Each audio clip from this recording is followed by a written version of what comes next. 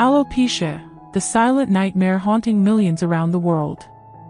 Imagine waking up to find more and more strands of hair on your pillow, your brush, and even in your hands.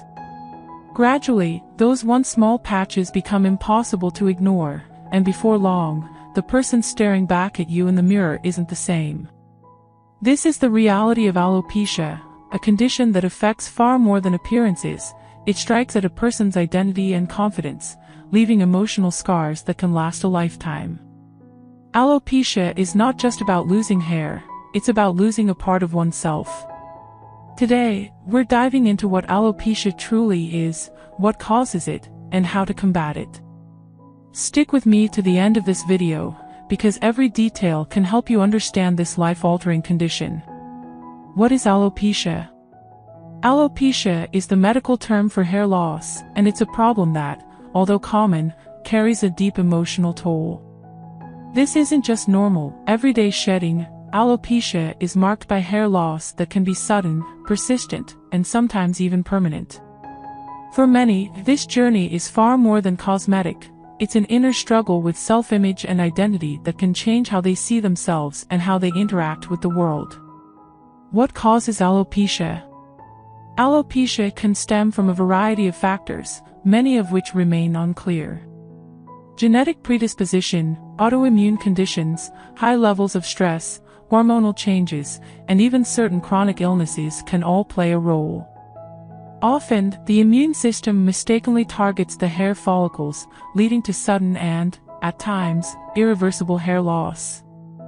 Alopecia can strike anyone, at any age, intensifying the anxiety and fear surrounding this condition. What are the types of alopecia? There are several types of alopecia, each with its own unique challenges.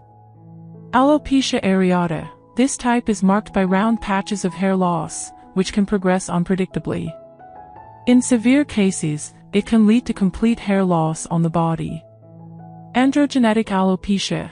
Common in both men and women, this type is a gradual form of hair loss often tied to genetics and hormones. Cicatricial alopecia. This is a more aggressive type that permanently damages the hair follicles, leading to irreversible hair loss.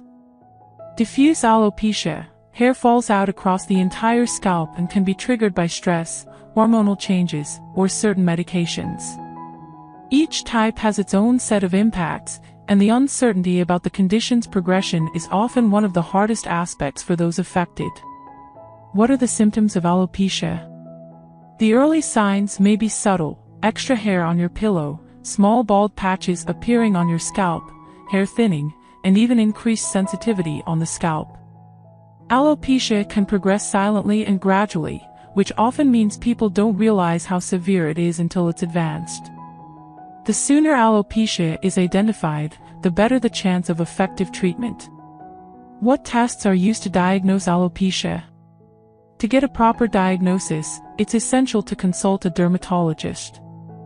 Tests such as trichoscopy, a detailed scalp analysis, scalp biopsy, and even blood tests to check for hormonal imbalances or nutritional deficiencies can be crucial. These tests help identify the specific type of alopecia and guide the most effective treatment approach. What are the treatments for alopecia? Treatment options vary based on the type and severity of alopecia, with the main goal being to preserve existing hair and stimulate regrowth. Treatments include corticosteroids applied directly to the affected areas, topical immunotherapy to engage the immune system, and low-level laser therapy to promote hair regrowth.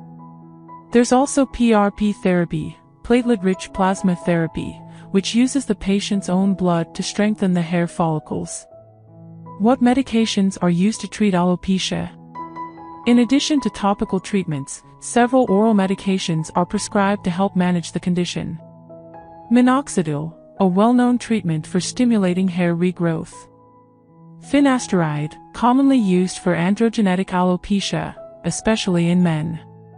Oral corticosteroids, used for severe cases of alopecia areata to suppress the immune response. JAK inhibitors, newer medications that show promising results in more severe cases. Treating alopecia requires patience, determination, and emotional support. Watching one's own hair vanish can be overwhelming, but it's crucial to remember that you're not alone. Thousands of people are facing this same battle, finding ways to cope and thrive despite the challenges. Conclusion: alopecia isn't just about losing hair, it's about facing a deep-seated fear, going through a process of acceptance, and persistently seeking solutions. Hair loss can impact a person's life in ways that are difficult to grasp for those who haven't experienced it. So, if you're going through this or know someone who is, offer support. And remember, today, there are treatments, and many have overcome this condition to lead fulfilling lives.